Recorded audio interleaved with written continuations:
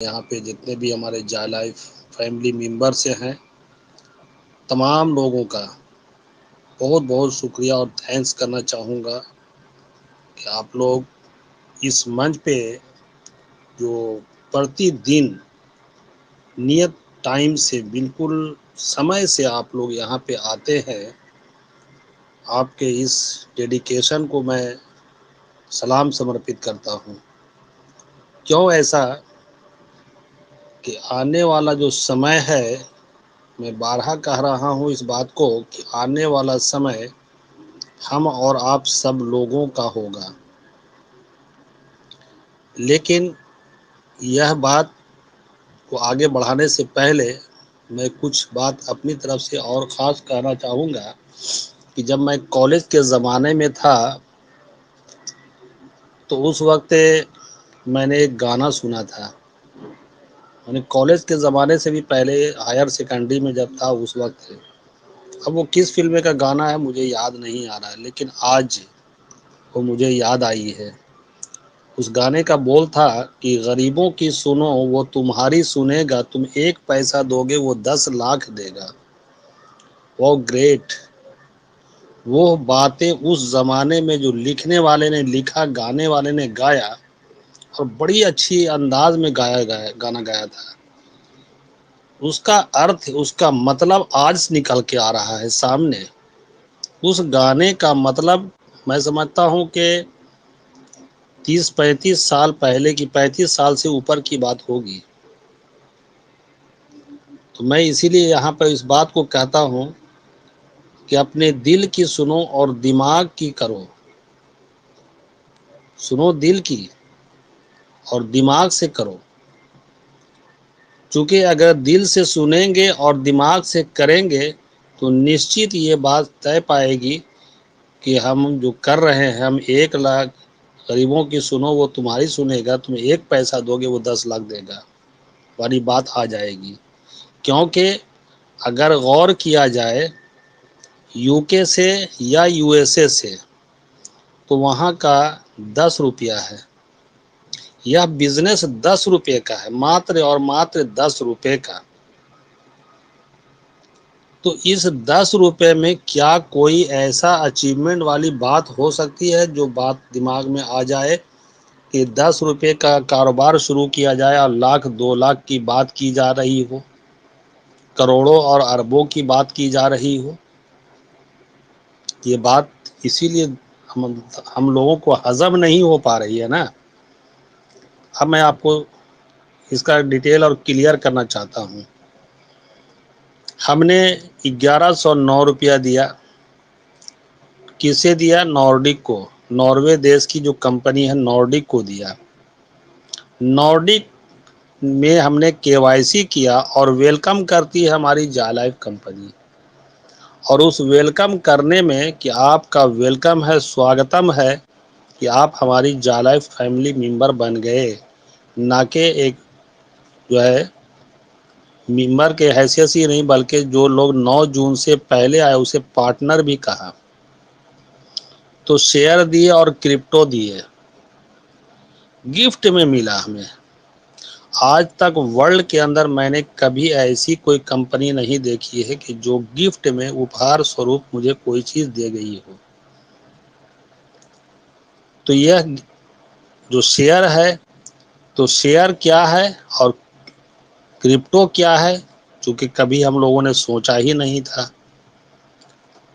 بچپن سے 55 تک نہیں بلکہ 60 سال کی عمر تک میں نے جب بھی نیوز کھولا تو دیکھا ہے کہ سینسیکس اوپر گیا ہوا ہے، نفٹی نیچے گر گئی ہے۔ کچھ لوگ جو ہے سو وہ شیئر مارکیٹ کو دیکھ رہے ہیں، اسکرین چل رہا ہے، کیا ہو رہا ہے، کوئی موبائل سے جھوم رہا ہے، کوئی گا رہا ہے، کوئی گال لٹکائے ہوئے ہے، کوئی پریشان حال ہے، کوئی کچھ ہے۔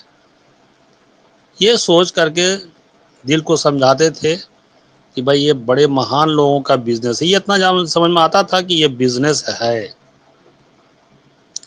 پر زیادہ تر سنتے تھے یہی کہ لوگ اس میں دیوالیہ نکل جاتا ہے، لوگ کنگال ہو جاتے ہیں۔ اس لیے چاہ کر کے بھی اس کی طرف کوئی بھی بندے اس پر توجہ نہیں دیے۔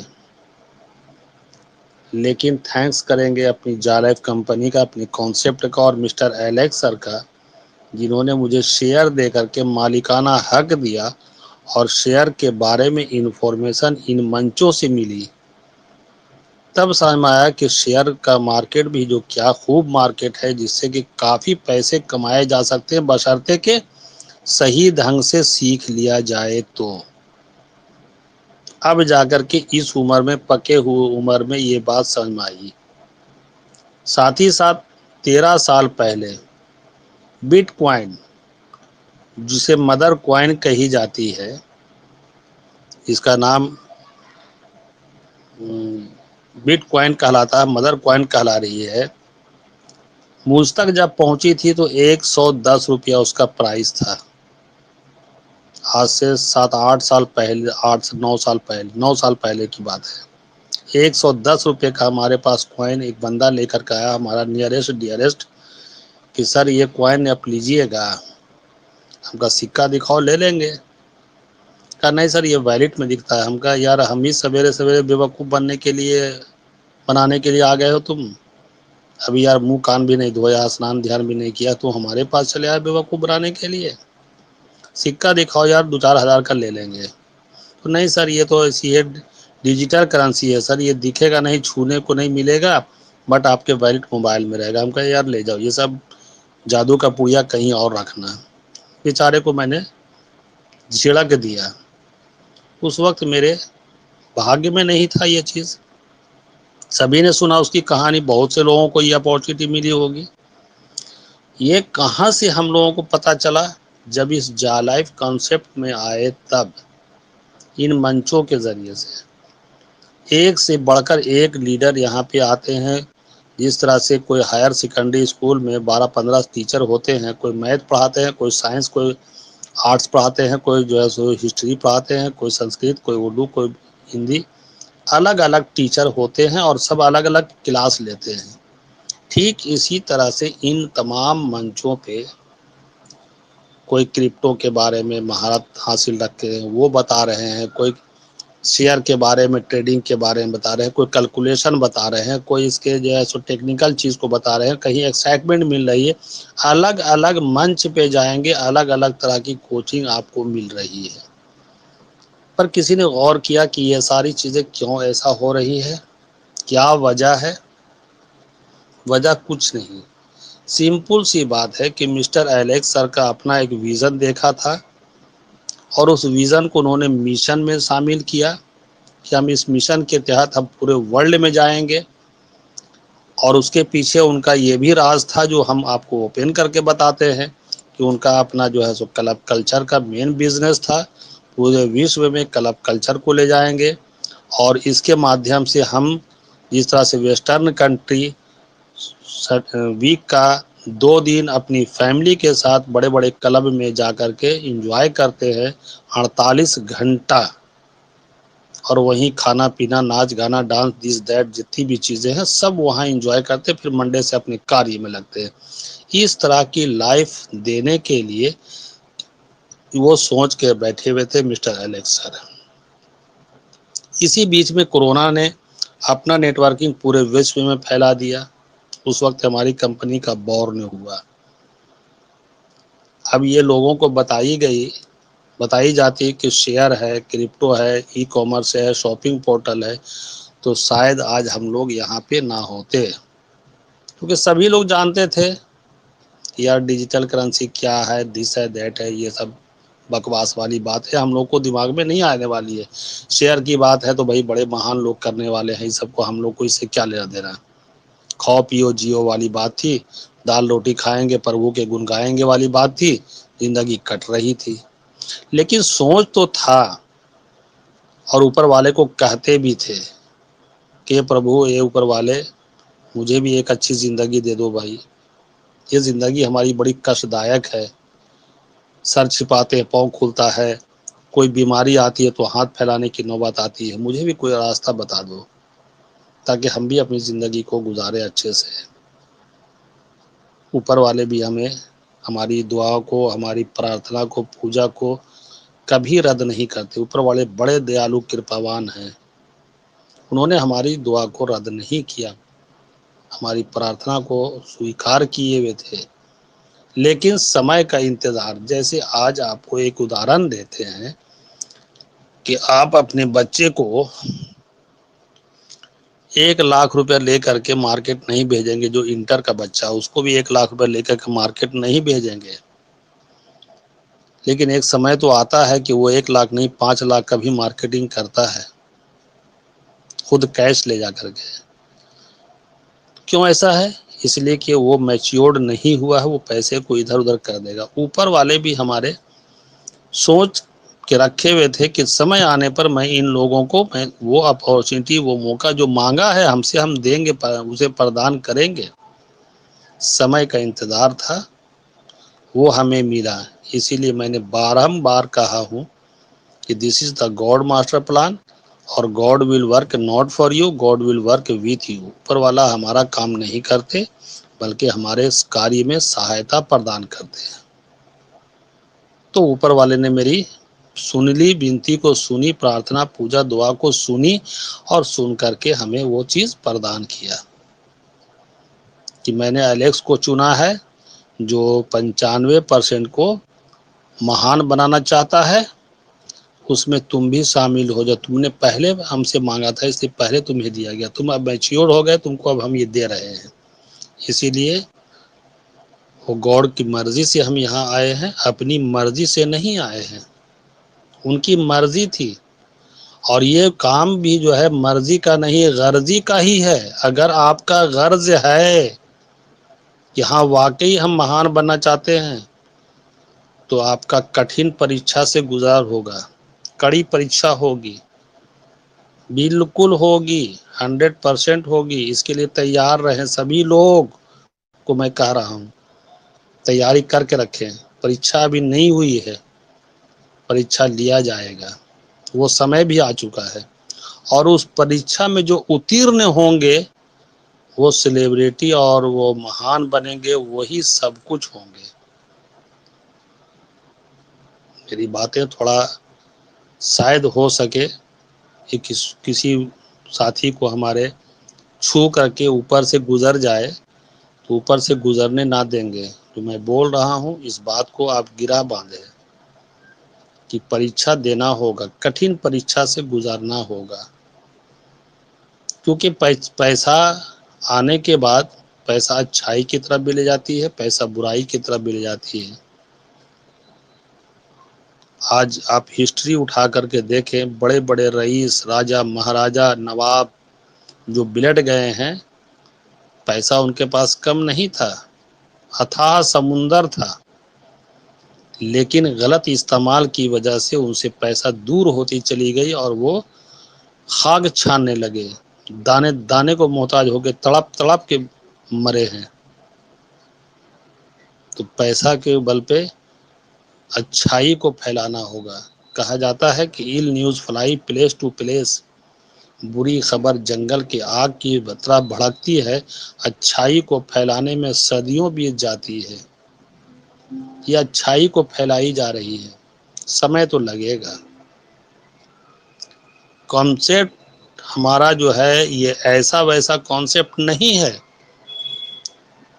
ہر آنے والی نئی چیز لوگوں کے وشواس سے اوپر ہوتا ہے، پرے ہو جاتی ہے، اس لیے وشواس آئے گا کہاں سے؟ وشواس نہیں آنے کا بھی ایک کارن بنتا ہے۔ وہ کارن یہ ہے کہ چونکہ ڈے فرسٹ سے ہم لوگوں کو تو ہمارے تمام سپنوں کو چکنا چور کیا گیا، اور ہمیں جو پڑھائی شکچھا بھی دی گئی اور دیکشا بھی دی گئی۔ دیکشا کا مطلب اپدیش ہمارے جو پوروج نے دیا ہے کہ بیٹا غریب گھرانے میں پیدا ہوئے ہو، وہیں تک رہنا، اس سے آگے مت بڑھنا، بیٹا جتنی بار چادر ہو اتنا ہی پاؤں پھیلانا۔ ہمارے دادا بابا پر دادا کندھا پر ہاتھ رکھ کے، سر پر ہاتھ رکھ رکھ کے بڑے تسلی دے دے کے ٹھوک ٹھوک کے سمجھائے ہیں۔ اور اسکول کے زمانے میں تو بتایا بھی گیا، پڑھایا بھی گیا کہ wants are unlimited but desires are unbearable. کیا بات ہے، واو گریٹ۔ آج اگر ہمارے وہ پورو ٹیچر ہمارے ہوتے تو میں ان کو جا کے چرن چھو کر کے ان کو بولتا کہ سر کیا اچھی بات پڑھایا آپ نے، کہ کی اچھائیں اننت ہوتی ہے، اس کی پورتی بھی نہیں کی جا سکتی. اور یہاں ہے، دیکھیے اس کانسیپٹ کے مادھیم سے ہم جو چاہیں گے وہ حاصل کریں گے. آپ نے کیسے پڑھایا تھا؟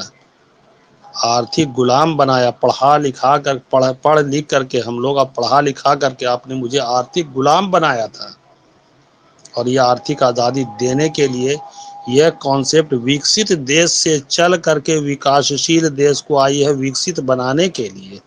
تو وشواس کہاں سے بیٹھے گا ہمارا؟ کوئی تال میل بیٹھ ہی نہیں رہا ہے. کوئی تال مل نہیں بیٹھ رہا ہے. اسی وجہ کر کے ہم لوگ نگیٹو ہوئے جا رہے ہیں.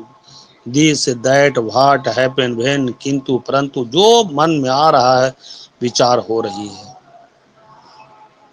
بھائی میرے ساتھی دوست جو بھی کہیں، آپ اس پر گہرائی سے وچار کریں، سوتے سمے وچار کریں کہ واقعی میں جو کانسیپٹ میں آیا ہوں کیا یہ صحیح ہے، لیگل ہے، ایتھیکل ہے. اگر لیگل ہے، ایتھیکل ہے تو گھبرانے کی بات نہیں. کسی کے بتانے پر، کسی کے سمجھانے پر، کسی کے چلانے پر آپ مت چلیے.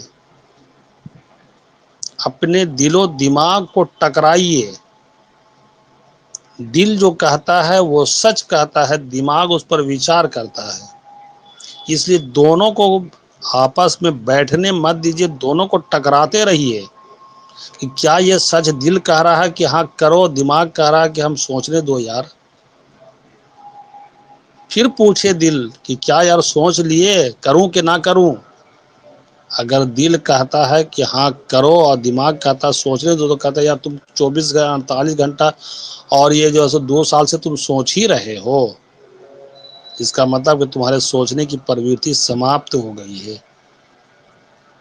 تو دل کی سن کر کے آپ کام کریں. اور جب دل کی سن کر کے کام کریں تب وہاں پر پکا ڈیسیجن ہو. بھائی کو کلیئر ہو جانا چاہیے، بھائی کہ میں کیوں کرنے جا رہا ہوں. اگر بھائی نہیں کلیئر ہوتا، یہیں پر ہمارا ڈاؤٹ بنتا ہے اور یہیں سے ہمارا حوصلہ ٹوٹتا ہے. یہیں سے ہمارا حوصلہ بھی ٹوٹتا ہے. اس لیے بھائی اگر کہ میں کروں گا، کر کے رہوں گا چاہے کچھ بھی ہو جائے، زندہ ہوں. میں نے کہا ہے کہ خود کی خاطر نہ زمانے کے لیے زندہ ہوں، قرض جالائف کا چکانے کے لیے ہی زندہ ہوں. مجھے کون سی آرزو اور کون سی تمنا اس ایج میں ہے؟ کچھ نہیں. لیکن مجھے پراؤڈ فیل ہو رہا ہے کہ میں جو کر رہا ہوں، کر کے جاؤں گا تو ہمارے آنے والی کئی پیڑھیاں مجھے یاد رکھے گی. اور میں اتہاس رچ کے جاؤں گا. اتہاس پڑھنے والے لوگ کو چھوڑ کے جاؤں گا کہ تم میرے اتہاس کو پڑھو کہ میں نے کیا کیا ہے. میں ایک چھوٹی سی کہانی بتا کر کے اپنی بانی کو ورام دوں گا. بات سننے کے لیے، میری اگر بات سننا چاہیں گے تو ہول نائٹ بھی کہیں گے تو میں تھک بھی جاؤں گا تو بولتا رہ جاؤں گا. لیکن میں چند چھوٹی سی 2 منٹ کی اسٹوری دے کر کے میں اپنی کہانی کو، میں اپنی باتوں کو ورام دوں گا یہاں پر. ایک راجا تھے شانتنو، ان کا نام تھا. گرمی کی تپش تھی، جیٹھ کا مہینہ تھا اور ٹھیک دوپہری 12 سے 1-1:30 بجے کا سمے تھا، جو کافی پک اپ گرمی تھی.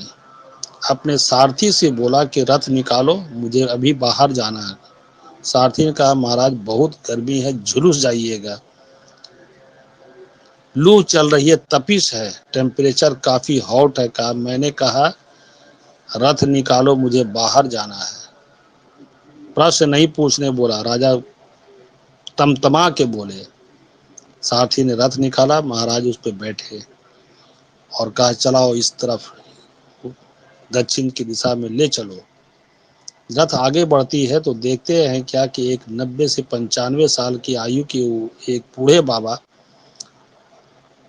سڑک کے کنارے کئی آم کا ورکش لگا چکے ہیں اور اس کاریہ میں ابھی بھی لگے ہوئے ہیں. سارتھی کو کہا رتھ روکو اور بابا کو بلا کر لاؤ. سارتھی گیا کہ بابا مہاراج بلا رہے ہیں رتھ کے پاس. وہ فوراً وہاں سے گمچھے سے ہاتھ پاؤں جھاڑتا ہوا ہاتھ جوڑ کر بنا بھاؤ سے کھڑا ہوا، مہاراج کیا غلطی ہوئی ہے، کیا بھول ہوئی جو آپ نے مجھے یاد کیا، کہا جائے حضور۔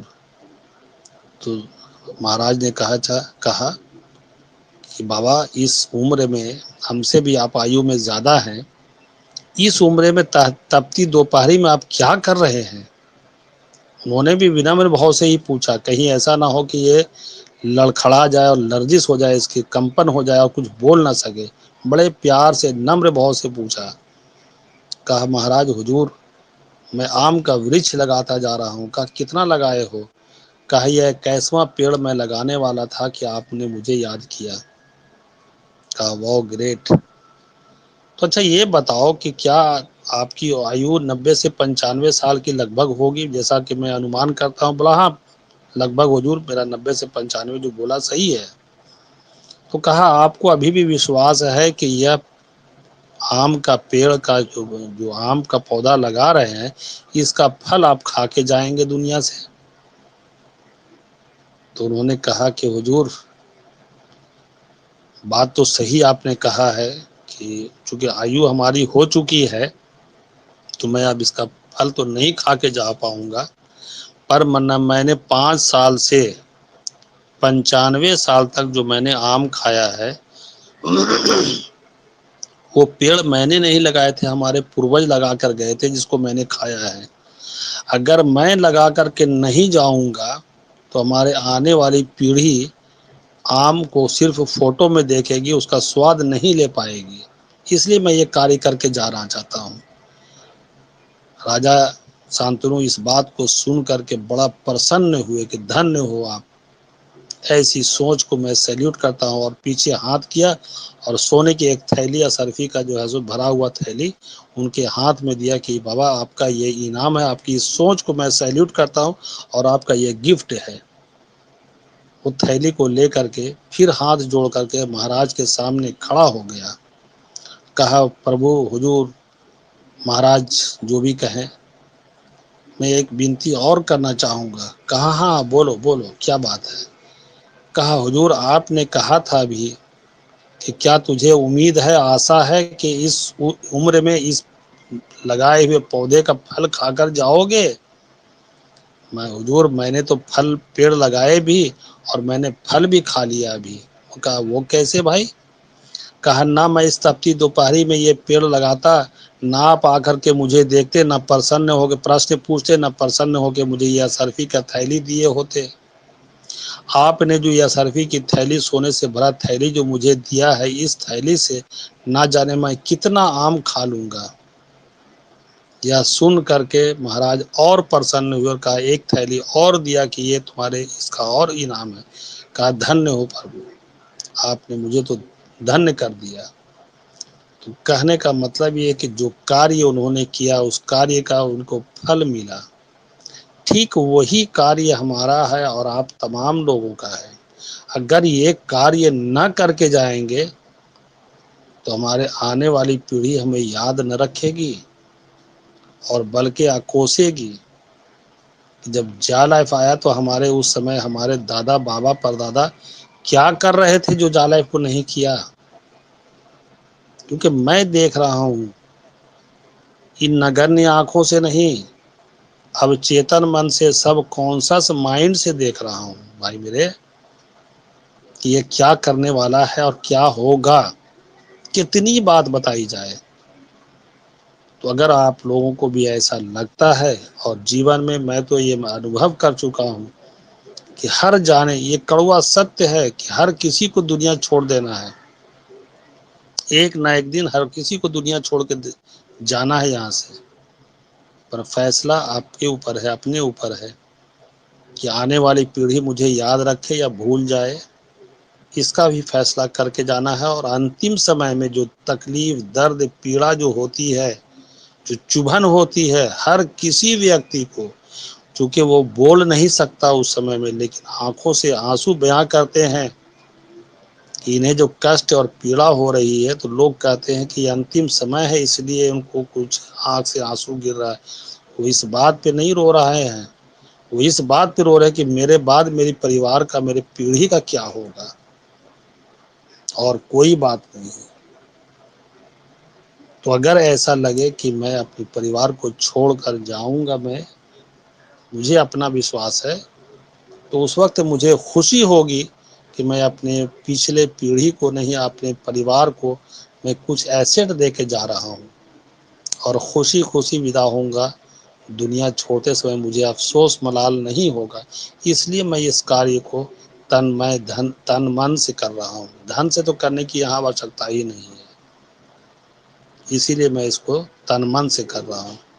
اور میرا سجھاؤ، میرا وچار، میرا مشورہ بھی یہی ہے کہ بغیر کسی کوشچن کیے ہوئے آپ اس پہ لگے ہیں، تو لگے رہنے سے، منچوں پہ بیٹھے رہنے سے، سنتے رہنے سے کچھ نہیں ہوتا ہے. کیونکہ کرم سے بھاگیہ اور بھاگیہ سے بھوشیہ کا سدا نرمان ہوتا ہے. تو کرم ہی پوجا ہے. ورک از ورشپ کے بارے میں سب پڑھے ہیں، سب سنے ہیں. تو کرم پوجا ہے. اور گیتا کا بھی اپدیش دیا ہوا ہے، آپ سبھی جانتے ہیں، بتانے کی بھی ضرورت نہیں ہے کہ کرم کیے جا پھل کی چنتا مت کرے انسان، جیسا کرم کرے گا ویسا پھل دے گا بھگوان. تھینک یو سر، بہت بہت شکریہ.